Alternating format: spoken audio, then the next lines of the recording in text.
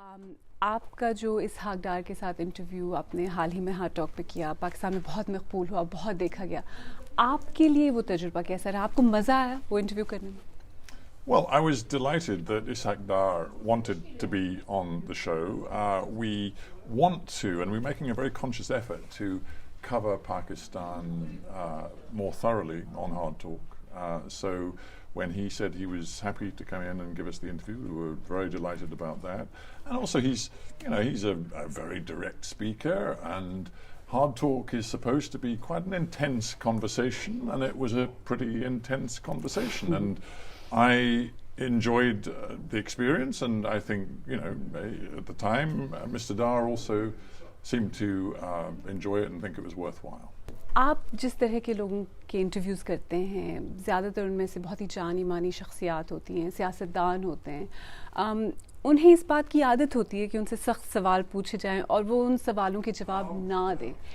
ایسے میں وہ جواب جو آپ چاہتے ہیں، اس سوال کا جواب وہ حاصل کرنا کتنا آسان یا مشکل ہوتا ہے؟ Well, I've been presenting Hard Talk for the best part of 15 years, so I've become quite used to the methods that politicians and public figures use to try to get their message across and not necessarily always answer the direct question that I've asked. There are various ways to try to bring them back to the straightforward question. Sometimes the question needs to be repeated several times. Perhaps it can be reframed, rephrased, but essentially I'm trying to bring them back to the question that I want them to address.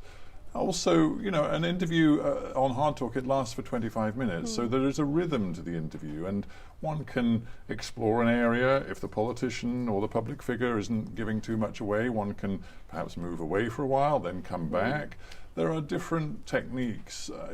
Some interviewees embrace the challenge and are very frank and direct from the beginning. Others perhaps take a little more time to warm up, and interviewers also have to ensure that they maintain respect and courtesy. I'm always keen to do that. I don't regard an interview as a boxing match where I have to land some sort of knockout blow on the opponent. It's not like that at all. I want to elicit information. I want to enlighten our viewers, and that's the spirit in which I do the show. جب آپ اس طرح کے سوال، اس طرح کے سخت سوال کر رہے ہوتے ہیں کہ انٹرویو میں، جو کہ آپ کا کام ہے، اس وقت وہ سخت سوال جارحانہ انداز میں کرتے ہوئے بھی بدتمیزی تک بات نہ پہنچ جائے، اس بات کو آپ کس طرح سے انشور کرتے ہیں؟ I think it's an important question, and to me it's about respect as much as anything. I respect the guests we have on the show. By and large, they're public figures who are important in the societies in which they live and work. I show them the respect of doing decent research, real preparation to make sure that I'm as well informed as I can be before the interview begins. And I also respect our audience. And I think our audience wants an intelligent conversation. They don't want the interview to be, as I just put it earlier, some sort of boxing match where aggression and rudeness are used as devices. That's absolutely not what I'm about. And I think, there are certain formats for interviews which are absolutely about this idea that it's a out-and-out confrontation. I know our show's called Hard Talk, but really the point of it is ultimately to try and elicit information and enlighten our audience, and that's really what it's about. It's certainly not about me and me trying to make any sort of personal points or invest myself personally in any sort of combat with the guest. آپ کو اتنا عرصہ ہو گیا اب یہ interviews کرتے ہوئے، جیسا کہ آپ نے خود کہا، اتنے سارے لوگوں کے آپ نے انٹرویوز کیے ہیں، اگر آپ کو ایک یا دو اس طرح کے انٹرویوز چننے ہوں جن میں آپ کو سب سے زیادہ مزہ آیا ریسرچ میں، تیاری میں، مگر اس انٹرویو میں بھی، تو وہ کون سے ہوں گے؟ Actually, I think it's quite easy for me to tell you over this sort of 15 years of interviews which one sticks in my memory the most, was the most exciting, most memorable, and that was the opportunity I had to go to Caracas and interview President Hugo Chavez of Venezuela when he was, along with Fidel Castro, the absolute iconic leader of sort of socialist revolutionary Latin America. And he really didn't like the Western media. He regarded the BBC as a sort of tool of imperialism alongside the US media. But after a lot of contacts and networking and persuasion, we did persuade him to come on Hard Talk. And he invited me to the presidential palace, which was fascinating.